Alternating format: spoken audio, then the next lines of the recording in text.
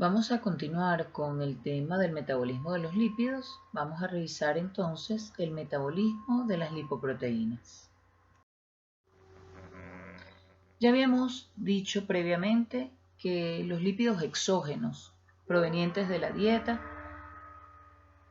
son hidrolizados por las lipasas pancreáticas dentro de la luz intestinal, se emulsionan con las sales biliares para formar micelas que son capaces de formar un gradiente de concentración en el polo apical del enterocito. Esta gradiente de concentración facilita entonces la absorción de estos productos de la digestión de los lípidos. Esta entrada de los lípidos degradados o digeridos a la célula entérica está mediada por transportadores específicos. Existen varios transportadores. Uno de los más conocidos es el FAT-CD36. También existen transportadores específicos para el colesterol, como la proteína Niemann-Pick C1L1. Este transportador es importante ya que existen medicamentos como el ezetimibe que son utilizados para unirse a esta proteína transportadora de colesterol, disminuyendo la absorción de colesterol en el intestino, y esto ayudaría a reducir el colesterol de los individuos que tienen exceso de colesterol o hipercolesterolemia. ¿Ok?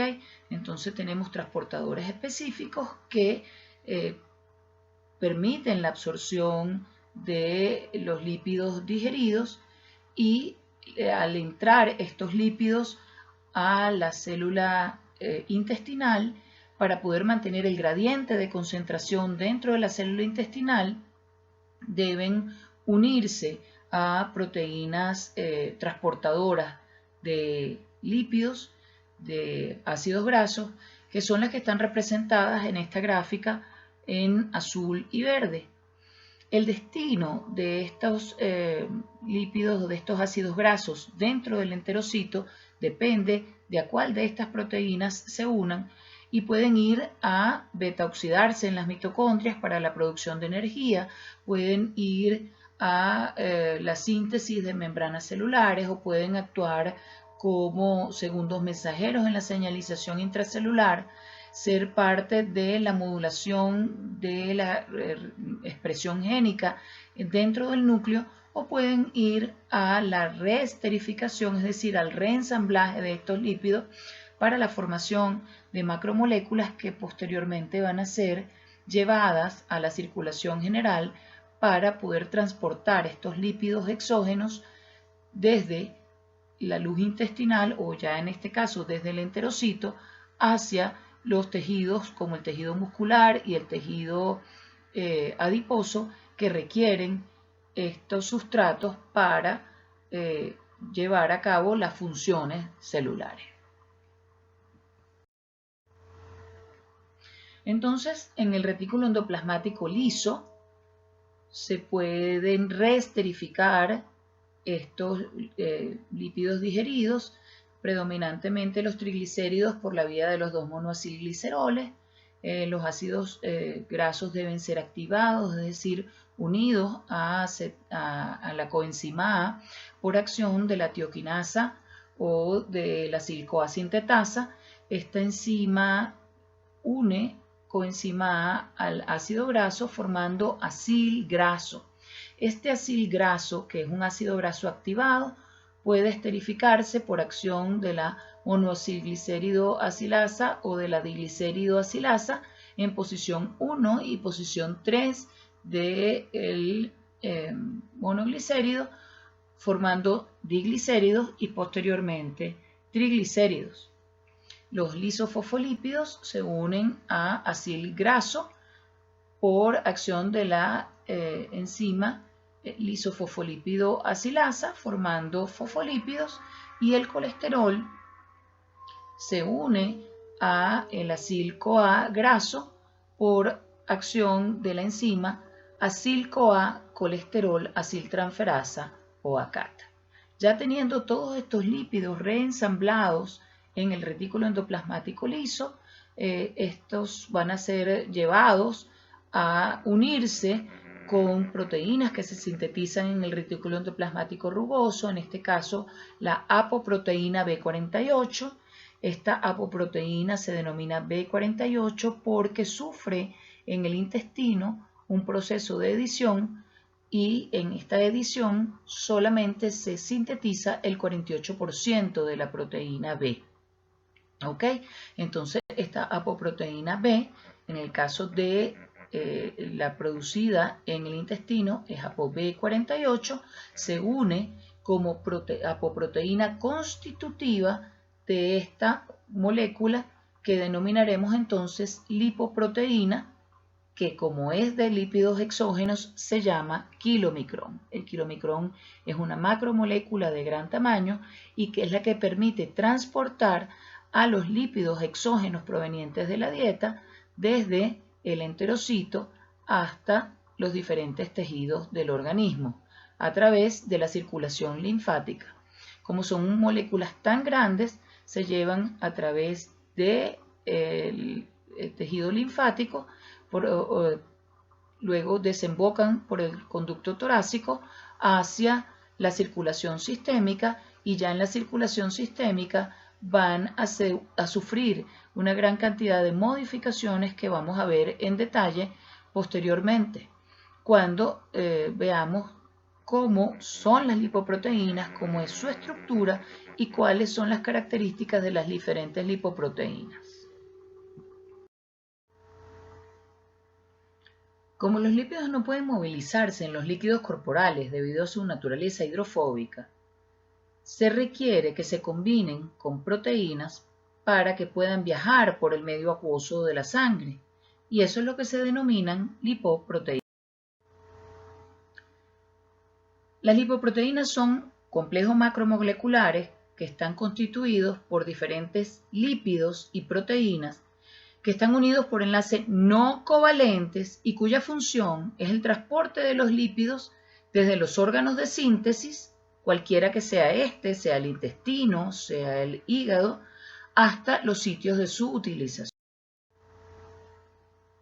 El componente proteico de las lipoproteínas se denomina apoproteína y se abrevia como APO. Se distinguen varias clases, desde la A hasta la H, y existen varios subtipos: ApoA1, ApoA2, ApoB48, ApoC100, ApoC2, ApoC3, ApoE1, ApoE3, ApoE4. Existen otros subtipos, pero estos son los más importantes. Estas proteínas tienen un papel importante en la regulación del metabolismo. Tienen diferente contenido de aminoácidos y se diferencian también por su peso molecular. Poseen conformación de alfa-hélice anfipática, es decir, son hidrofóbicas por una cara y son hidrofílicas por otra cara. Esto les permite mejorar la interfase lípido-agua. Proporcionan una superficie hidrofílica que hace a la lipoproteína soluble en un medio acuoso. Actúan como cofactores de enzimas que operan en el metabolismo de los lípidos. Median en la interacción entre las lipoproteínas y sus receptores específicos en la superficie celular y actúan como intercambiadores de componentes entre las lipoproteínas. Estas son las funciones más importantes que conocemos de las apoproteínas. Las lipoproteínas se diferencian por su movilidad electroforética, su tamaño, su densidad, el tipo de proteína constitutiva y los lípidos que la forman, el lugar de su síntesis y su función. Vamos a irlos viendo poco a poco. Aquí tenemos un cuadro comparativo de las características de las diferentes lipoproteínas. Tenemos lipoproteínas ricas en triglicéridos, que son los kilomicrones, y las lipoproteínas de muy baja densidad, VLDL, y las lipoproteínas ricas en colesterol, que son de densidad intermedia, de baja densidad y de alta densidad, que son las IDL, LDL y HDL. Vemos también que se comparan los porcentajes de proteína colesterol, triglicéridos, fosfolípidos, su densidad y su tamaño, origen y síntesis, y las diferentes apoproteínas que la constituyen. Las lipoproteínas ricas en triglicéridos son básicamente dos, los kilomicrones y las VLDL. La apoproteína constitutiva del kilomicrón es B48 y es de síntesis intestinal. De la VLDL es la apoproteína B100 y su síntesis es hepática. Son dos lipoproteínas de gran tamaño, de mayor tamaño el kilomicrón, con gran contenido de triglicéridos. El que más contenido de triglicéridos tiene desde el punto de vista comparativo es el kilomicrón. Veamos que 85% de los componentes del kilomicrón son triglicéridos. En la medida que vemos que hay mayor contenido de triglicéridos, este elemento tiene una densidad menor, pero tiene un mayor tamaño. Asimismo, cuando la comparamos, por ejemplo, con la lipoproteína de alta densidad, vemos que la lipoproteína de alta densidad, o HDL, tiene un porcentaje de colesterol elevado, de 20 a 30%, tiene solamente 4 o 5% de contenido de triglicéridos. La lipoproteína es bastante pequeña, pero tiene una alta densidad.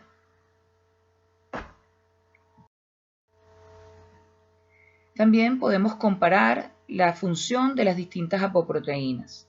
La ApoA1 se encuentra en la superficie de la HDL y activa a la lecitincolesterol aciltransferasa, que es una de las enzimas encargadas de la acción de degradación de las lipoproteínas, y además es ligando del transportador de colesterol ABC. La ApoB48 es la apoproteína constitutiva del kilomicrón y es la que nos permite reconocerlo. La ApoB100 es la apoproteína constitutiva de las lipoproteínas de muy baja densidad, de densidad intermedia, de alta densidad, además de las HDL. La apoproteína B100 es ligando del receptor de LDL. La ApoC2 se encuentra en las lipoproteínas que son ricas en triglicéridos, y en las HDL tiene posibilidad de activar a la lipoproteína lipasa, actúa como una coenzima, y la ApoC2 inhibe también a esta misma enzima lipoproteína lipasa. La ApoE es ligando del receptor de LDL y participa en la remoción de remanentes. Vamos a ver cómo es la estructura de las diferentes lipoproteínas. La primera que vamos a ver es el kilomicrón. Es la primera que vamos a ver porque ya vimos que el kilomicrón se forma con los lípidos provenientes de la dieta. Luego de su digestión, absorción y reesterificación en el enterocito, se forma esta molécula que es secretada, exocitada, es llevada a la circulación linfática y de allí a la circulación general.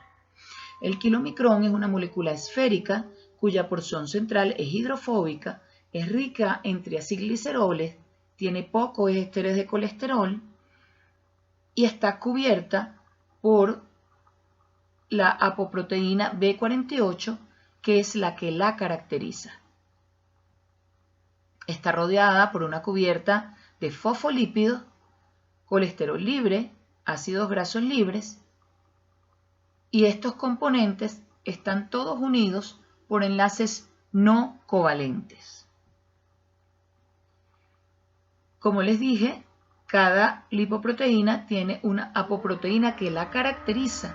Si hablamos de los kilomicrones, hablamos de apoproteína B48.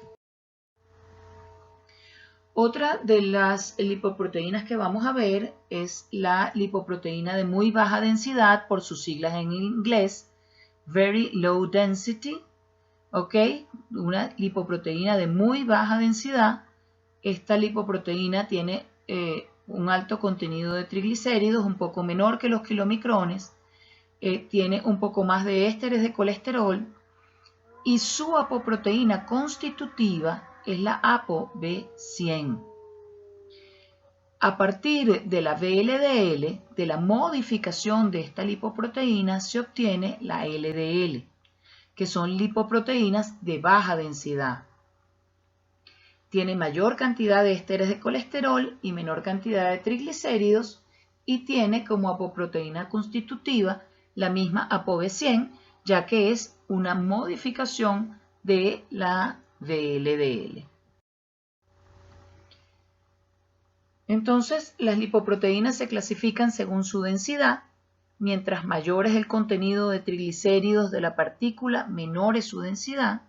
Los kilomicrones son los que menos densidad tienen y mayor tamaño. Los lipoproteínas de muy baja densidad tienen también un tamaño un poco menor que los kilomicrones. Las de baja densidad son aún más pequeñas. Y por último tenemos las lipoproteínas de alta densidad, cuyo contenido de este de colesterol es mucho mayor y su densidad es la más alta de todas las lipoproteínas. Las enzimas que están implicadas en la biogénesis y catabolismo de las lipoproteínas son básicamente estas tres.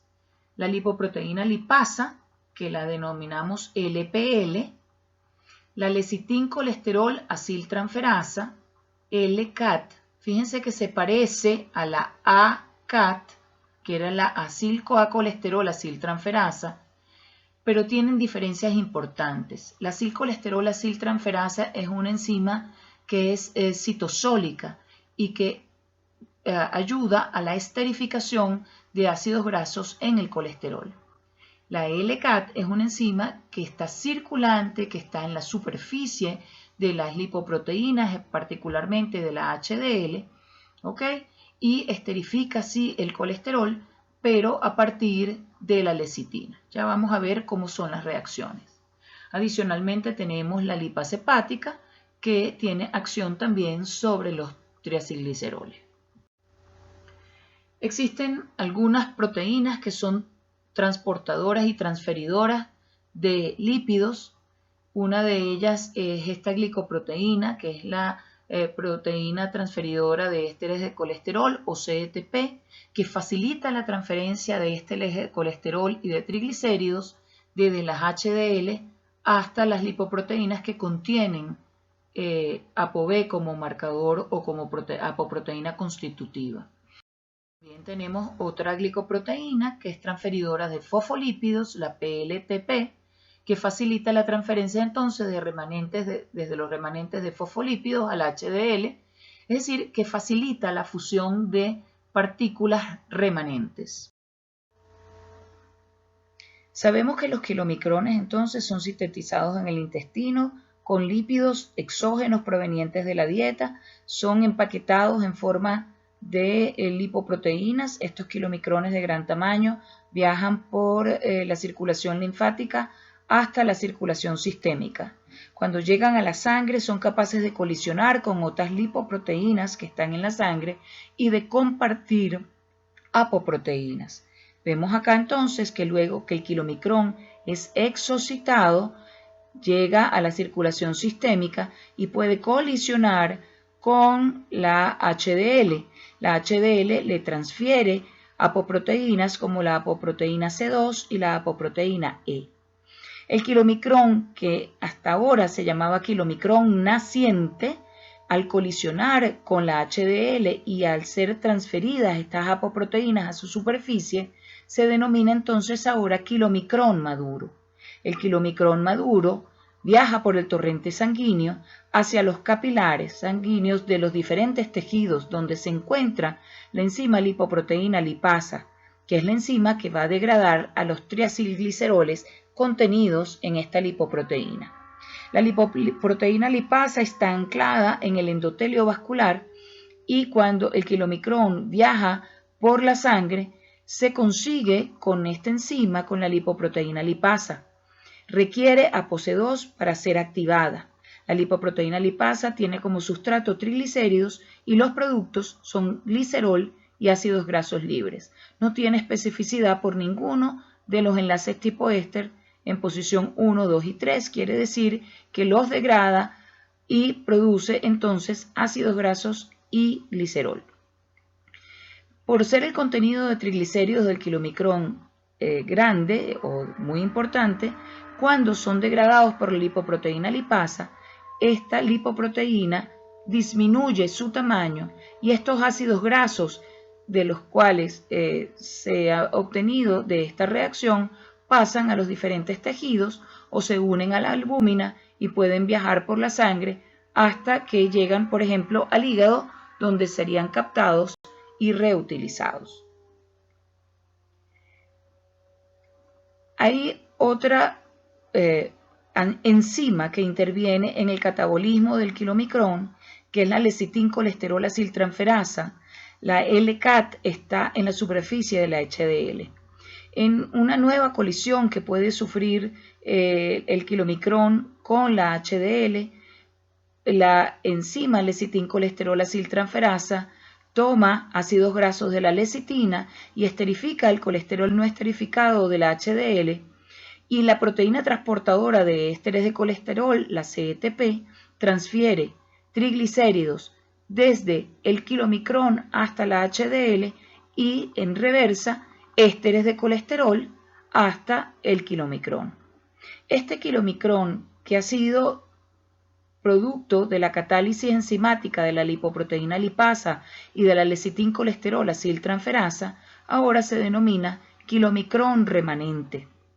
El kilomicrón remanente puede ser captado por el hígado para su degradación posterior.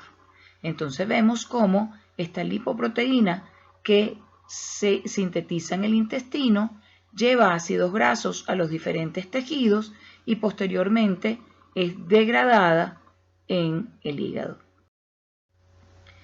Otra de las lipoproteínas, la lipoproteína de muy baja densidad.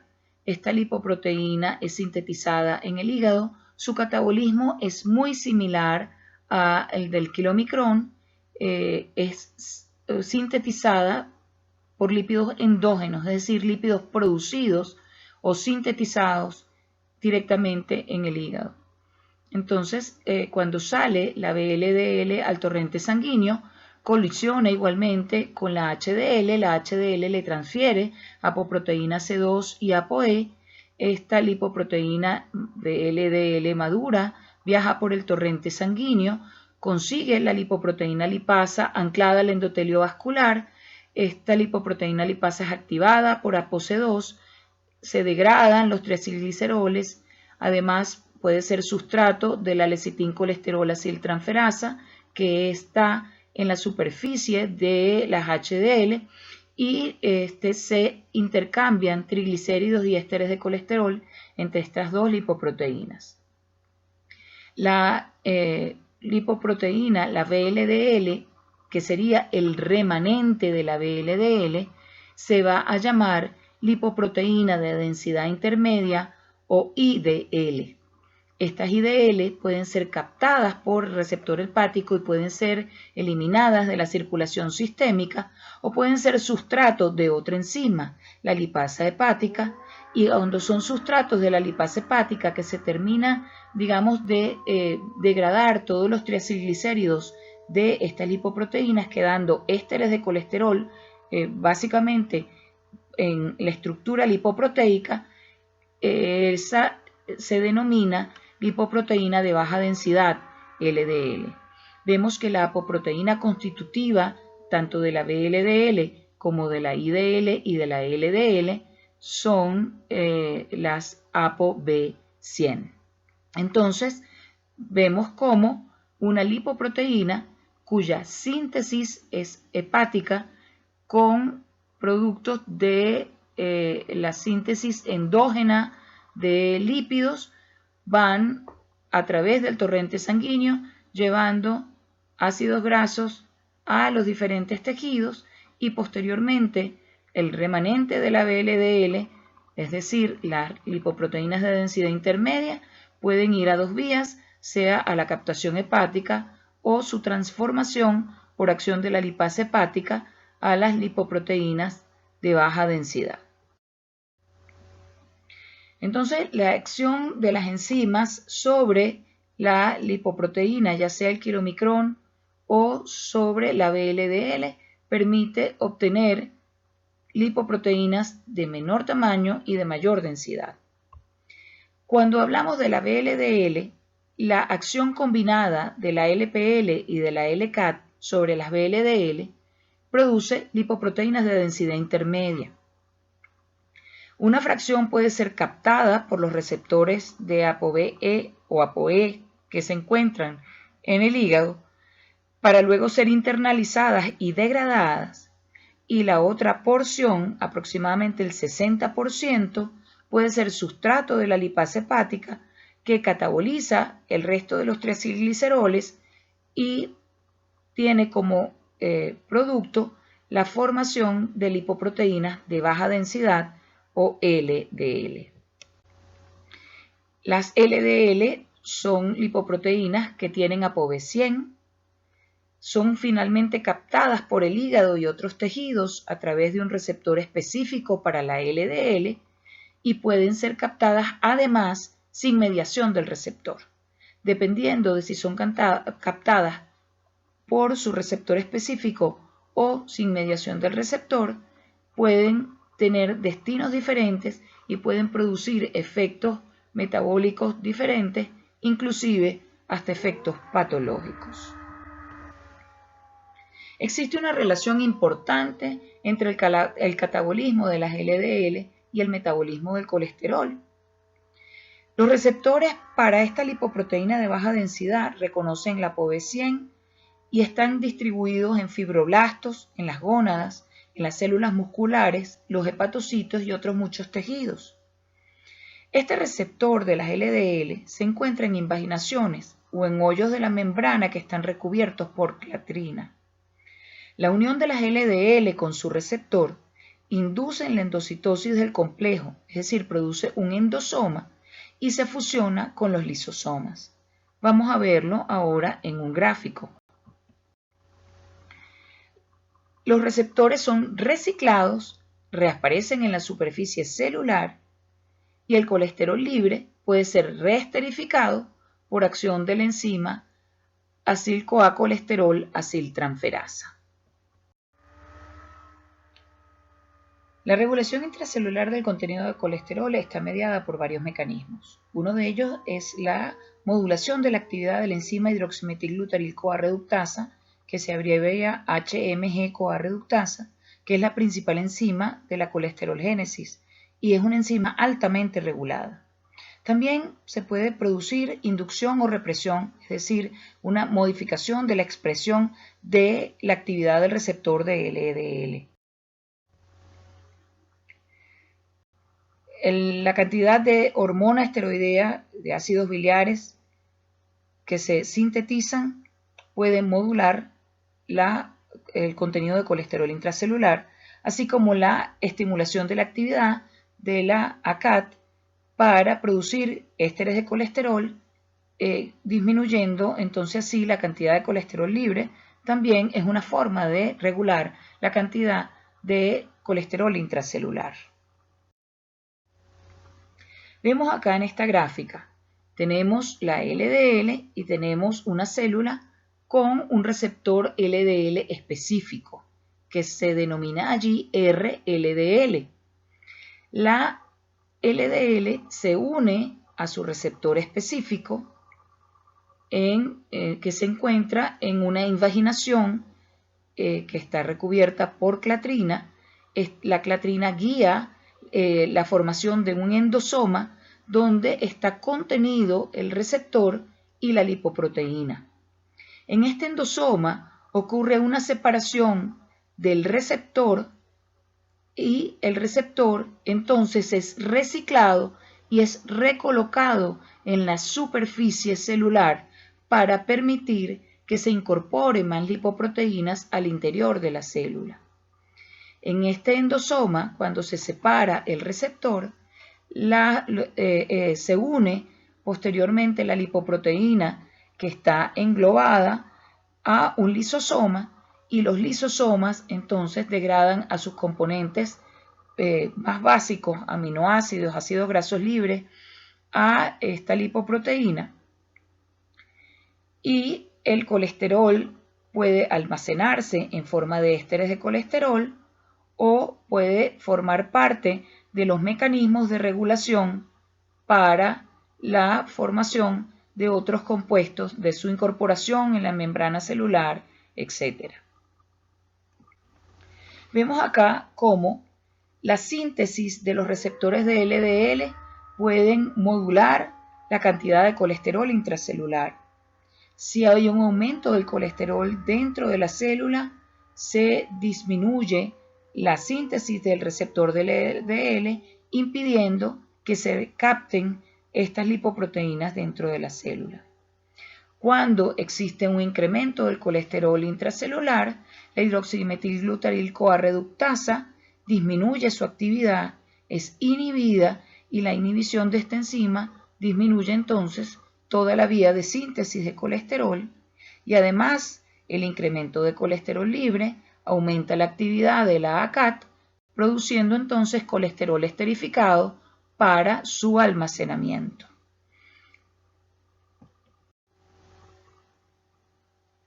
Anclada al retículo endoplasmático hay una proteína de unión a una secuencia que hay en los genes que codifica las enzimas de biosíntesis del colesterol. Estos son elementos de respuesta de esteroles. Cuando disminuyen los niveles de colesterol, todo el complejo se trasloca al aparato de Golgi, donde ocurren dos cortes proteolíticos sucesivos y se libera a una proteína que va a los elementos de respuesta a esteroles. Esta proteína es un factor de transcripción que activa algunos genes implicados en la síntesis del colesterol. La HGM-CoA reductasa también puede ser modulada por modificación covalente reversible. La fosforilación de esta enzima es catalizada por la quinasa dependiente de AMP quinasa, una enzima cuya actividad también es regulada por fosforilación. La fosforilación de la AMP quinasa es catalizada por al menos dos enzimas, la quinasa hepática B1 y la quinasa dependiente de catmodulina.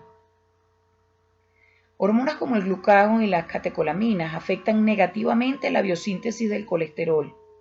Son capaces de aumentar la actividad del inhibidor de la fosfoproteína fosfatasa 1. Por el contrario, cuando aumentan los niveles de insulina, el retiro de los fosfatos activa la HGME-CoA reductasa. Quiere decir que en situación de una relación insulina-glucagón elevada, vamos a tener síntesis de colesterol y cuando tenemos una relación o un índice de insulina-glucagón disminuido, vamos a disminuir la síntesis de colesterol. La actividad de la HGM-CoA reductasa se controla además por la vía de la señalización del AMP cíclico. El aumento de los niveles de AMP cíclico lleva a la activación de la proteína quinasa dependiente de AMP cíclico, que es la PKA. En el contexto de la regulación de la hidroximetilglutaril-CoA reductasa, la PKA fosforila a la fosfoproteína fosfatasa 1, llevando a un aumento de su actividad. La fosfoproteína fosfatasa puede inhibir la actividad de numerosas fosfatasas, incluyendo la fosfoproteína fosfatasa 2C y la 2A, también llamada fosfatasa de la HGM-CoA reductasa. Estas fosfatasas quitan los fosfatos de la AMP quinasa y de la HGM-CoA reductasa respectivamente. Esto mantiene a la AMP quinasa en el estado fosforilado y activo y a la HMG-CoA reductasa en un estado fosforilado e inactivo, mientras el estímulo que lleva a la producción creciente del AMP cíclico es eliminado, el nivel de fosforilación va disminuyendo y el de la desfosforilización aumenta. Puesto que el nivel intracelular de AMP cíclico es regulado por estímulos hormonales, la regulación de la biosíntesis de colesterol es controlada por hormonas. La insulina lleva a una disminución de la concentración de AMP cíclico, lo que lleva a la activación de la síntesis de colesterol. Alternativamente, el glucagón y la adrenalina aumentan los niveles de AMP cíclico e inhiben la síntesis de colesterol. Por último, vamos a ver el metabolismo de las lipoproteínas de alta densidad. Las HDL son las que realizan el transporte reverso del colesterol. El transporte reverso de colesterol es la captación de colesterol en los tejidos periféricos para que sea transportado al hígado y a los tejidos esteroidogénicos. Esto contribuye a disminuir la cantidad de colesterol en los tejidos donde exista un elevado gradiente de colesterol libre. La síntesis de las HDL comienza con la formación de la HDL naciente a partir de la formación de ApoA1 libre de lípidos, ya sea en el hepatocito o en el enterocito, o por la lipólisis de las lipoproteínas ricas en triglicéridos como la VLDL y el kilomicrón. La HDL naciente es una partícula discoidal que tiene dos capas compuestas por fosfolípidos. En su interior, el colesterol está recubierta por su apoproteína constitutiva, la ApoA1, y porta también ApoE. Esta lipoproteína puede ser sustrato de la lecitincolesterol aciltransferasa, la lipoproteína lipasa y la lipasa hepática. Cuando la HDL naciente o pre-beta sufre colisión y sufre intercambio tanto de apoproteínas como del contenido lipídico, se transforma en una HDL madura. La HDL3 es una lipoproteína de menor tamaño que va enriqueciéndose con triglicéridos y se transforma entonces en la HDL2, que es una lipoproteína esférica de mayor tamaño. Esta HDL puede interactuar con proteínas de membrana en los tejidos periféricos. Estas proteínas se denominan ABC1 y facilitan el paso de colesterol a la superficie celular a través de un mecanismo de señalización mediado por la proteína quinasa C. Entonces la interacción de las HDL con estas proteínas ABC1 estimula la transferencia de colesterol libre intracelular a las membranas plasmáticas y allí es captado por la HDL, manteniendo un gradiente de colesterol en los tejidos. Este colesterol, posteriormente ya en la HDL, va a ser esterificado por acción de la LCAT que se encuentra en la superficie de la lipoproteína. Existe también transferencia de ésteres de colesterol que han sido formados en la lipoproteína y que poseen las lipoproteínas que poseen ApoB por medio de las proteínas transportadoras de ésteres de colesterol y intercambio de fosfolípidos, y eso permite la maduración de las HDL. Luego de varios ciclos de degradación y resíntesis, la señalización permite la captación de estas lipoproteínas mediada por receptores que reconocen ApoE en el hígado para la degradación de estas lipoproteínas. Entonces se conoce el ciclo de las HDL como ciclo HDL pre-beta. Aquí vemos las diferentes morfologías en la maduración de la HDL. La primera es el disco pre-beta, donde hay mayor cantidad de fosfolípidos, pocos ésteres de colesterol, y tiene ApoA1 como proteína constitutiva.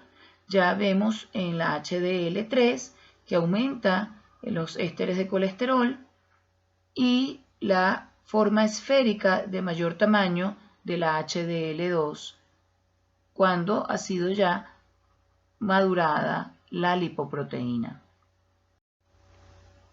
Aquí vemos en forma gráfica cómo es el ciclo pre-beta de la HDL. Vemos que en el intestino o en el hígado se sintetiza ApoA1 libre de lípidos o a través de hidrólisis o la degradación de las lipoproteínas ricas en triglicéridos, tenemos la conformación del HDL pre-beta, que puede ser sustrato de diferentes enzimas y de el intercambio de diferentes apoproteínas y de diferentes sustratos, enriqueciéndose la lipoproteína, aumentando de tamaño, luego reduciendo sus concentraciones de triglicéridos, ya sea por degradación por las enzimas lipolíticas o por transferencia a otras lipoproteínas, manteniéndose un ciclo que en un momento determinado es roto por el marcaje de estas lipoproteínas y su captación mediada por apoproteína E a los receptores hepáticos para su degradación ulterior.